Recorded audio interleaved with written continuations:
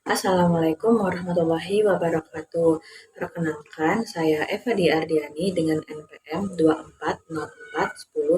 240410100252 dari kelas E041. Pertanyaan pertama, jelaskan perbedaan antara tata kelola pemerintahan konvensional dengan berbasis digital. Perbedaan utama dari tata kelola pemerintahan konvensional dan juga tata kelola pemerintahan berbasis digital itu ada di cara pengelolaan dan juga pelayanan pemerintahannya. Jika tata kelola pemerintahan konvensional biasanya masih menggunakan basis manual, maka tata kelola pemerintahan berbasis digital itu menggunakan teknologi informasi dan juga komunikasi yang bisa meningkatkan efisiensi, efektivitas, dan juga transparansi pemerintahan dalam membuat atau melayani masyarakat. Biasanya, tata kelola pemerintahan konvensional itu mengharuskan masyarakat untuk pergi ke kantor pemerintahan untuk mengurus segala urusan administrasinya. Namun, ketika kita menggunakan yang berbasis digital, kita tidak perlu jauh-jauh untuk pergi ke kantor pemerintahan karena kita cukup di rumah saja dan juga mengunjungi situs web yang telah disediakan pemerintah untuk bisa kita manfaatkan sebaik mungkin. Nah, ketika kita menggunakan tata kelola pemerintahan digital, kita juga akan menghemat dari banyak sisi. Dari sisi efektivitas, dari sisi efisiensi, dari sisi waktu juga semuanya bisa lebih hemat daripada kita harus pergi langsung ke kantor pemerintahan untuk mengurusnya secara langsung. Soal nomor 2, jelaskan solusi yang dapat dilakukan oleh pemerintah untuk menyelesaikan permasalahan kesenjangan digital yang dialami oleh aktor pemerintah dan juga masyarakat. Nah, solusi pertama yang bisa dilakukan pemerintah adalah meningkatkan akses dan juga infrastruktur digital di segala daerah, di setiap daerah secara merata, terutama di daerah pedesaan dan juga daerah 3T. Jika hal ini bisa dilakukan pemerintah dengan baik, maka semua elemen masyarakat dan juga aktor pemerintah bisa merasakan kemudahan yang ditimbulkan oleh tata kelola berbasis digital atau e-government. Untuk solusi kedua yang bisa dilakukan pemerintah adalah membuat regulasi dan kebijakan digital. Dengan membuat kebijakan ini, maka akan mendorong pemerataan akses dan literasi digital di kalangan masyarakat, termasuk program subsidi internet dan juga pelatihan penggunaan teknologi untuk masyarakat yang berpenghasilan rendah atau kurang mampu.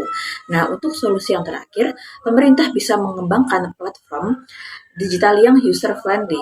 Dengan mengembangkan solusi ini, maka akan mendorong pengembangan aplikasi dan platform yang mudah untuk digunakan, meningkatkan aksesibilitas, dan juga bisa lebih ramah terhadap semua kalangan. Soal nomor 3, sebutkan dan jelaskan tantangan apa saja yang dialami dalam implementasi e-government yang diterapkan di negara-negara berkembang. Nah, di negara-negara berkembang ada beberapa tantangan dan juga hambatan yang mengakibatkan tidak efektif dan efisiennya implementasi dari e-government itu sendiri. Nah, tantangan dan juga hambatan yang pertama adalah keterbatasan infrastruktur digital atau teknologi. Di negara berkembang, akses informasi atau internet masih sangat terbatas. Kualitas jaringan belum sepenuhnya baik dan juga ketersediaan perangkat keras yang kurang menyebabkan implementasi e-government tidak optimal di negara berkembang, terutama di wilayah pedesaan dan juga wilayah 3T yang benar-benar sulit untuk mendapatkan akses internet. Lalu ada hambatan kedua, yaitu tingkat literasi digital masyarakat yang masih sangat rendah. Banyak masyarakat dari negara berkembang yang masih kesulitan dalam penggunaan internet, bahkan penggunaan komputer dasar yang disebabkan oleh rasa malas mereka dalam mempelajari teknologi digital sehingga menghambat keberhasilan dalam penerapan atau implementasi e-government. Nah, hambatan yang terakhir adalah segi bahasa dan juga aksesibilitas yang ada di dalam sistem e-government itu tersendiri. Ada beberapa sistem atau layanan e-government yang tidak ramah pengguna atau tidak menyediakan bahasa lokal, sehingga beberapa masyarakat kesulitan untuk mengakses dan juga menggunakan layanan tersebut. Nomor 4, Menurut Anda, bagaimana penerapan prinsip transparansi dan akuntabilitas dalam governance digital dapat meningkatkan kepercayaan publik terhadap lembaga pemerintahan? Nah, menurut saya, kombinasi prinsip antara transparansi dan akuntabilitas itu sangat-sangat mempengaruhi kepercayaan publik terhadap lembaga pemerintahan. Dengan adanya transparansi, maka masyarakat akan dengan mudah mengawasi program, anggaran dan juga kebijakan yang telah dilakukan atau telah dibuat oleh pemerintah secara terbuka, sehingga bisa menghindari praktik KKN yang mungkin saja bisa dilakukan oleh pemerintahan. Nah, untuk akuntabilitas, masyarakat bisa memastikan bahwa pemerintahan dapat bertanggung jawab atas keputusan, hasil, dan juga kebijakan yang telah mereka lakukan kepada pemerintah, kepada publik, dan juga kepada atasannya. Nah, eh, dengan begitu, maka masyarakat akan lebih yakin kepada kinerja pemerintah.